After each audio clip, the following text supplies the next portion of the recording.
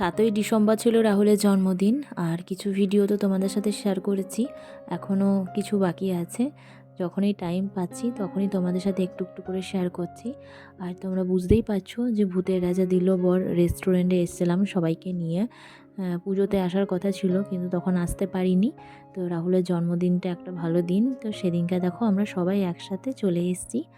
আর পুটুন এসেই প্রচুর হ্যাপি, যেহেতু থিমটা ভূতের আর ওর ভূতের সাথে বেশ একটা মিল আছে।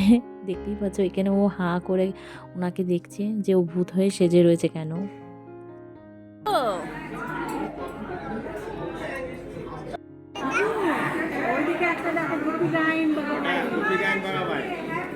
তোমরা যারা যারা এখানে এসে খাওয়া দাওয়া করেছো তোমরা জানোই এখানে থালি সিস্টেম আছে, একটা থালি নিলে দুজনে আরামসে খাওয়া যায়। আর আমরা ভেবেই এসেছিলাম যে আমরা থালিই নেব, তারপরে যদি এক্সট্রা কিছু লাগে অর্ডার করব। কিন্তু এখানে একটা সেলিব্রেশন চলছিল অ্যানিভার্সারির 25 জনের মতন, তো ওই জন্য আমাদের থালিটা মানে হয়নি, কারণ বলেছিল অনেকটা সময় লাগবে, তাই আমরা নর্মাল খাবার দাবারই নিয়েছিলাম। কিন্তু সেটা আসতে অতটাই সময় লেগেছে যতটা ওরা বলেছিল।